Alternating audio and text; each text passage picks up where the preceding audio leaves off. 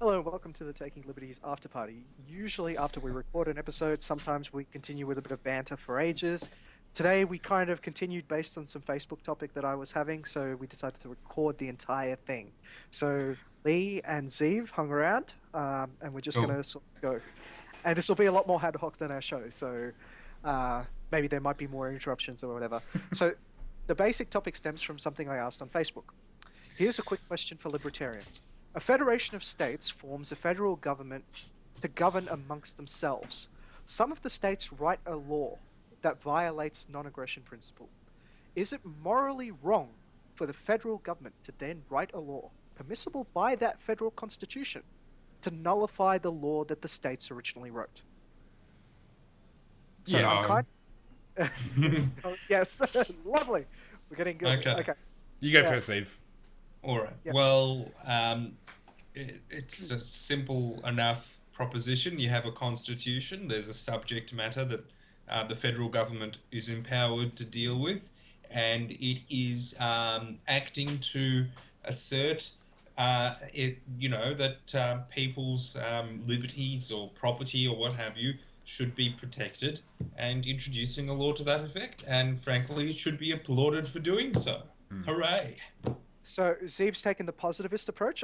So this is going to be interesting. I have a feeling this is going to be an old style jurisprudential normative versus positivist argument. So Lee, you said, Oh, sorry, I actually misheard the question. I'm actually with Zeev. Sorry. oh, Wow. damn. Sorry to be anticlimactic. And I'm not well Okay. versed enough with this stuff to be the devil's advocate either, so. Oh, okay, fair enough. I think I can go the devil's advocate on this one because Go on. so let me just say. So let me think of the most common argument for this. Because obviously, I'm inclining towards Zeev because I questioned it in such a way for it to be that way. So it's good. It's a good ideological Turing test for me to go the other way. So the question here is about state self-determination, right? Can a state essentially violate NAP? Now, the answer to that is based essentially on what the consent of the governed is, right? If the governed are basically saying, look, we want you to violate NAP in this way, right?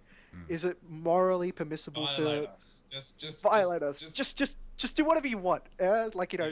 50 Shades of Grey style. Yeah. Oh God, that just put very bad images in my head.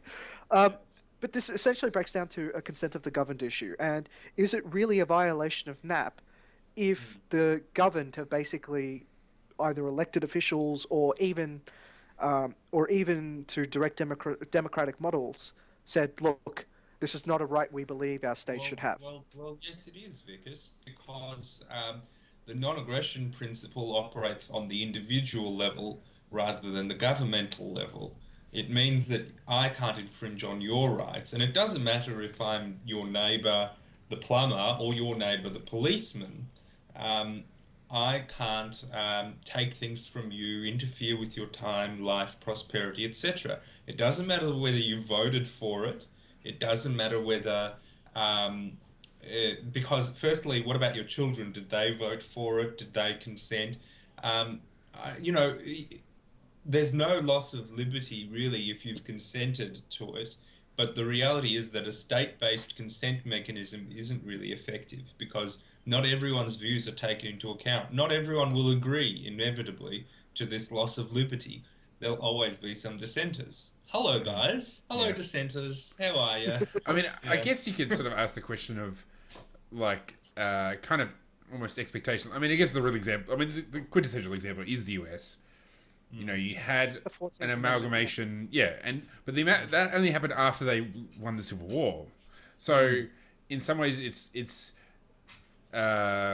you could, not that I would, but you have to ask the question, like, when they were writing the Constitution, did they want to outlaw slavery? Well, no. No. And I guess that's kind of where the southern states come from, is almost, in a sense, I mean, I'm not fully versed in every argument they had, but I imagine a lot of them would revolve around they established a constitution that enabled them to do it, so therefore they don't. Does the federal government then have the right to come along after the fact and say, we think this is now an infringement, this is now our responsibility to police, and if you don't like it, here's some soldiers, let's go to war. Like, I guess that's kind of, it's And the Yeah, other thing the is, real I politic guess, of it is it gets a bit murky. what I might bring up as a related issue, though, is, I mean,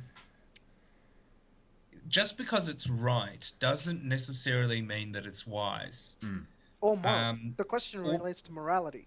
well, and that's a different thing because if you, but is it moral to waste lives in a vain cause or in a cause that you're not sure will succeed? And this kind of draws back to a common libertarian criticism of foreign policy adventurism, which is that you're never sure what the outcome will be. And here you have a possible civil war scenario, essentially. And again, you might ask whether you can really be sure that a civil war will that the benefit will outweigh the cost. The loss of human life, And the if loss it really measure. of life in the American Civil War was horrendous. Like it was a Yeah, it was it was a 600,000 brutal people war. dead. Yeah. In fact, I think it's the single greatest loss of American life in any war, and that's I think even Well, more on than a per capita World basis, War II. the loss of population was not no comparison. I'm sure. What in World War II? Really? Maybe. Yeah. Who knows? Yeah, I think that actually Even more more so than just war, died in the it's Civil War than in conceivable. World War II, like It's American soldiers. conceivable. Yeah. Yeah. I suppose. Sorry, Vickers. Go on. No, so let me be the first to say that I don't actually think the Civil War was ultimately necessary. Like some people who argue from this perspective, say like, oh look, the federal government essentially restored rights, right? People who argue from this perspective do basically make their means justify the ends justify the means. It's getting tongue twisted by that. Yeah. Yes. Now, I don't necessarily think a war was the way to achieve it, but the southern states were pretty damn clear that they wanted slavery, and they were pretty damn clear that they were going to, fight off anyone who infringed on their right And they to were slavery. trying to force some states to join. Some states were opposed. Yep. And I've heard a theory that essentially said that had there been no civil war, say there was an actual break in the Union, you essentially would have had a border where all those border states were just essentially, because they had the before the Civil War, they had the system where freed slaves could be tracked down, or people who fled slavery could be tracked down in the northern states and dragged back to the south. Actually, there was a nullification crisis in 1930 about that, where the northern states said they wouldn't enforce that. Yeah, and so if you actually had a solid break, or the northern state could essentially say they wouldn't be you wouldn't have this situation where they'd have a nullification crisis because they're all united in the fact they hate slavery. So essentially, just having that border area would have essentially more or less abolished slavery in those border states and undermined slavery in the rest of them. So there's actually, this is just a theory. It's hard to say. What the alternative course of action would have been, but it's plausible that the Civil War was unnecessary. No, so when I was in the States, there was someone who was actually making a similar argument, but they said so this was someone from the South, so I think it was like someone from South Carolina, and they were basically saying, look, if the Civil War hadn't happened by the 1890s, right? Slavery would have just disappeared in the South. But it's speculation. Right? We don't know. No. They're speculating based on how Brazil ended up losing slavery in the 1890s. They didn't fight a civil war over it. That's still speculation. That is still speculation, but the reason why Brazil lost slavery was because of the Brits. The Brits fought a war in the Caribbean over slavery. Yes, they did. The Brits fought basically everyone over slavery. Yeah. They fought against the Dutch. People always forget that the British Empire was the big one to crush slavery. Yep. Right? And they did it largely for economic reasons, right? They saw slaves as like something that was helping their imperial sort of competition, right? Slaves was helping the French in, Partly, yes. But certainly there were certainly moral arguments that were very appealing to the British. Kind of the good version of bootleggers and Baptists.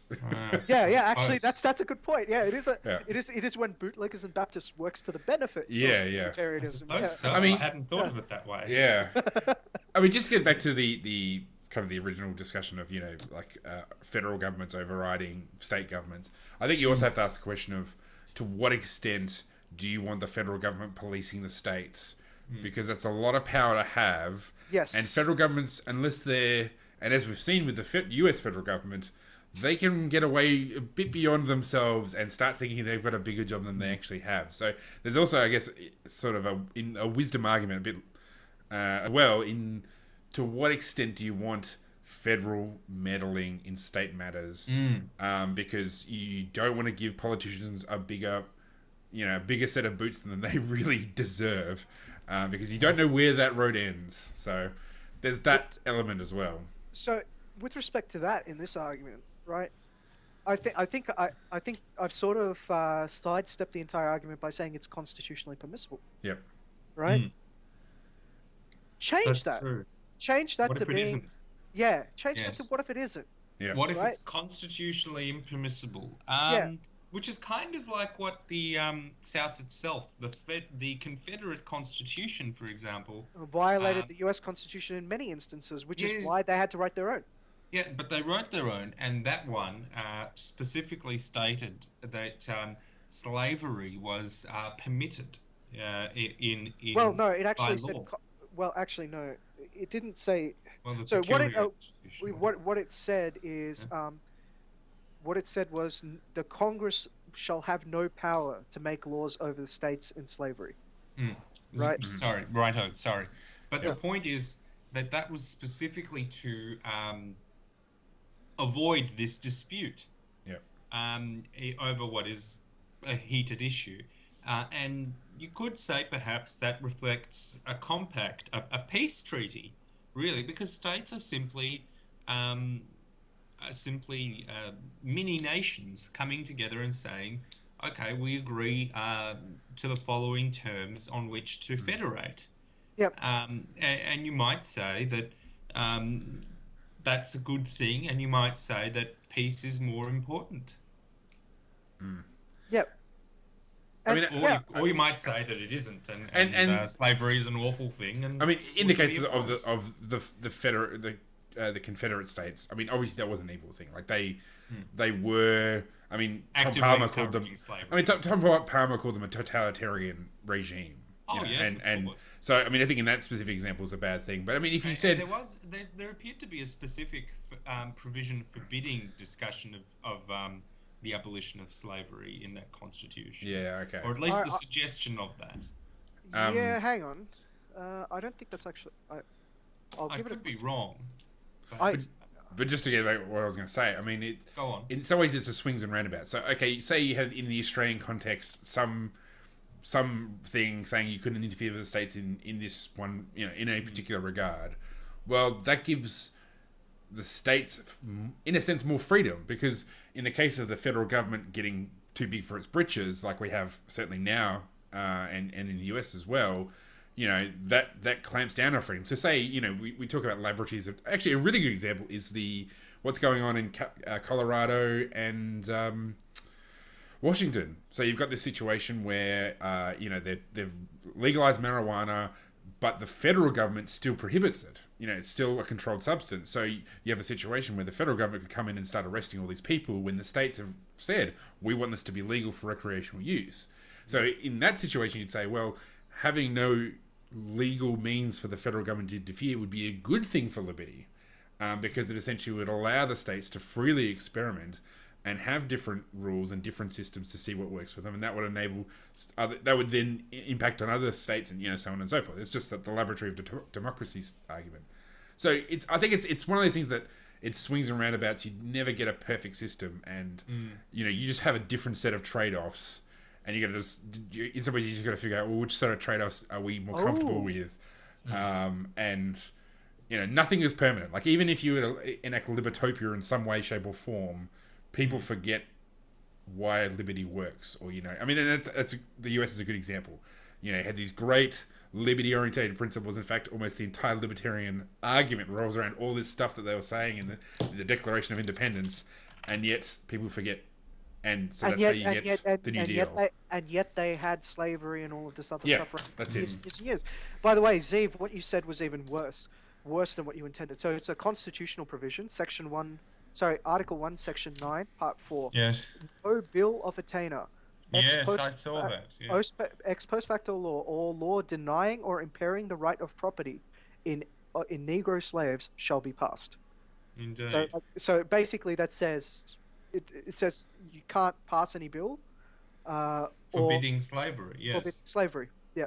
Yes. And So the thing. anyone who said I just realized by this they've made it constitutionally impossible to outlaw slavery in the Confederate States. Well, the Yeah. thing is, though, that I mean, you could say if you were a Of black slaves, Confederate of black constitutional slaves lawyer specifically. and an apologist for the Confederacy, you could say the Confederacy actually did not enjoy the same legal power as the American federal Constitution does, because its judicial branch had no power to invalidate legislation. So. Oh, so they undid Madbury versus Madison. Indeed, Wow, exactly. So, interesting. well, this is why the secessionists are so enamored of this. The states' writers really are so enamored of the Confederate Constitution because of that issue, as I understand it, anyway. Judicial branch. Yes, as I understand it, it didn't enjoy that power. I mean, I could be wrong. I'm running from memory here, but let's have a look. Let's have a look quickly. 1, 2, 3. The Confederate Constitution, complete text. Let's turn to Article 3. Article 3. The judicial power shall be vested in the Supreme Court.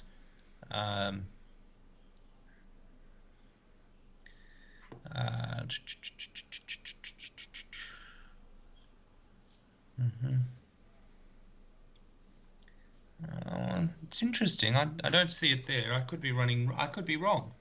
I withdraw that What are you comment. talking about? Yeah, you might have to. I was trying to Well, figure. the preamble is different. Yeah, Each state acting in its sovereign and independent character in order to form a permanent federal government. Okay, maybe, I don't know. Go on. I'll look this up, but keep going. yeah, no. So there's some really interesting things inside the Confederate state, but like I hadn't realized that it was impossible to actually outlaw slavery in there. I knew that they had things regarding slavery, Mm. but like Well, it wasn't prohibiting the abolition of slavery. It was prohibiting the abolition of slavery with respect to its existing slaves. If you're a careful lawyer, you could say you could pass a law saying there shall be no further slaves purchased or acquired by anyone, right? Apart from those presently living. which is Okay. what New so every state except New Jersey. There were two states Mm. that had completely outlawed slavery by 1961 Mm. inside the North. There were Yeah. a couple, but every other state had that rule which you're talking about, Mm. right? Which was that there were no more new slaves. There were no more, like, the children would not be slaves, Mm. right? They'd be born as indentured servants, and then at the age of 18, they'd be freedmen. Mm. Indeed. Yeah. So, like, in the northern states, I think it was, like, by 1970 something, 1870 something, they were saying, like, by 1870 something, the entire North would have been completely slave-free. Yeah. Yeah. Yes. I mean, again, to go No, back to that. I do stand corrected. There's no right of secession in essentially, or no way to ignore the Constitution there. So I don't think that's right. But anyway, go on. Well, I mean, I think we've probably covered it all that there is to really, well, probably not everything there really is to say, but No, not about. Well, probably not everything. Although we've drifted because like the question was about, is it more like the question was more about federalism. yeah. Now, someone on my Facebook wall pointed out that libertarians apply rule-based Oh, utilitarianism. no, apologies. No, it's in the preamble, and I'm sorry to bring this up again. Yeah. The preamble there is each state acting in it we the people of the Confederate States, each state acting in its sovereign and independent character to form a permanent federal government, and blah, blah, blah, blah, blah. So they're very specific to say sovereign and independent, and they're hoping that that's enough to make it clear. Anyway, go on. I didn't realize preambles counted towards, Well, they don't, but ours, for example, because if they did, well, this is the thing. Ours specifically says that it's indissoluble. The preamble says that the Commonwealth is indissoluble, and that was written in response to the American Civil War. So the preamble means more than you think it does. Good thing Western Australia is not actually listed in the preamble. Yeah. Yes. No, so the entire thing about recognizing Dingo in the Constitution. Well, in practical terms, you've got to ask what that means. And in practical terms, I can't think of what that means at all. So sometimes the preamble means things, and other times it doesn't. So based on what the wording of it is, essentially. Yes. And it is also about kind of, yeah. It's a love letter to the Queen, based on the wording. It's complicated. Yeah. It's a love letter to the Queen. Yes. Yeah. That's all right. Yeah. Okay. Yeah, but anyway, sorry, to get back to the point. Yeah, so I think the question changes quite drastically if it's constitutionally permissible, especially since, there's a bit of ambiguity if we're talking about libertarian sort of fetishization of federalism. Wow, that was a tongue twister to get out. Yeah. So, libertarians always talk about state rights. They're big on, trying to devolve government down closer towards the people.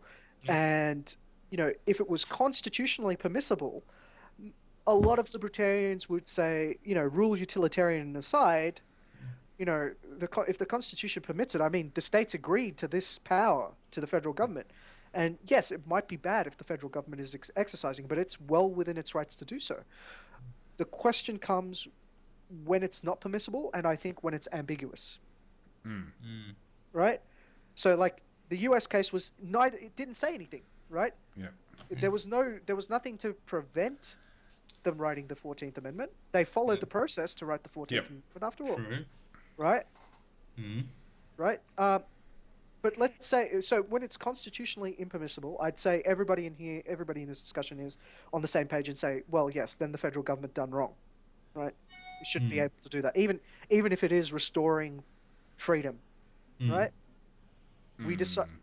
Yeah, I guess. The thing is, though, I mean, the argument of the anti-secessionists in the United States was probably wrong. I mean, in the sense that, I mean, the Americans seceded from the UK. They asserted on the basis of a natural rights theory of revolution.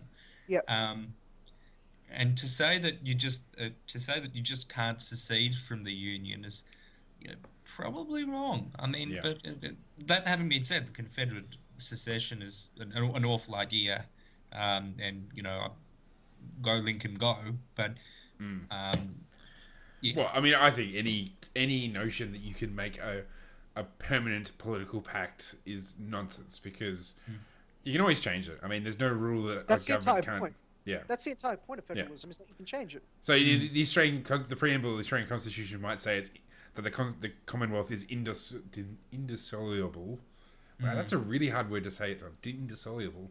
But that's just nonsense. You can write it, and they obviously did write it. But it doesn't mean Western anything. Australians had a good go of seceding anyway. But I think the West Australians sent a petition to the Queen as well. And she kind of just laughed it off. The referendum was successful. The UK put it in the too hard basket. That's essentially what happened. Yeah. Oh, really? I thought they sent a response back that said this is a matter for the Australian Parliament. And the Australian Parliament said no. Basically, the same election where you had a successful referendum to vote for secession, you also had a change of government from the pro-secession government to an anti-secession government. So it went to the advisors to the Queen. I can't remember the name of the Queen's Council. Yeah, it's not that. It's something else. It's But anyway, they basically kind of did nothing with it, and because the government changed hands, they just played a dead bat, and so it just went nowhere. Okay. Yeah. Interesting. And it might have been. I thought it actually went to the Queen, but okay. No, it Well, went not to the Queen as such. It went to the UK. The Queen wouldn't have had a say either way. It's the Privy Council. That's who I'm thinking of. The Privy Council. Oh yeah. Which we think of Privy as a toilet, but yeah, no, the Privy Council is like the advisors to the Queen. So I went to the Privy Council, and they kind of went, no, not really, and because the government had changed, nothing happened with it. But if they just said, we're just going to secede, that would have been the end of it. You know, and to be honest, if the secession movement's going to start up again in Western Australia, which is always a possibility, your model is, we're just going to secede, and tough luck to the rest of you guys. We don't care what you think. We're not even in the Constitution anyway. That's what they'll have to do, and I don't really think they'll do it because they don't really have an armed forces or anything like that. Well, they've actually got it's a large amount of Australia's armed forces there, though. Yeah, we got the SAS in our territory, so as long as we can convince them to come to our side, you guys are screwed. It's difficult for me to say what the Australian government would do in response to that because it's such a hypothetical situation, really. I mean, no one in WA takes it seriously, as far as I understand it. Well, so it's not really. I mean, to be perfectly fair, the notion that Australians would go to war with each other seems pretty remote, even if secession got up. Like, I just can't imagine it happening, just because there's no real animus. It's not like Pakistan and India where there's genuine animus within community. Well, it's not just that. Like the debate between like West Australia and the Western states is please stop taking all our money. Yeah. Right? It's not like, oh crap, these guys are trying to screw us over or anything like that. Well, I think basically it'd be built with an overwhelming instance of screw you guys anyway kind of attitude on both sides. Like the East Coast would be like, we didn't want you in the first place, and Western Australia like, we never liked you anyway. So it'd just kind of be... It'd be very passive aggressive. It'd be very Australian in that regard. Yeah. And it just means that whenever Australia plays Victoria in the footy, it's going to be extra feisty. So, gee, I hope so. Yeah. All right. Anyway. All right. I think we can end it at that one. I mean, I think we're just going to drone on from now. Indeed. Cool.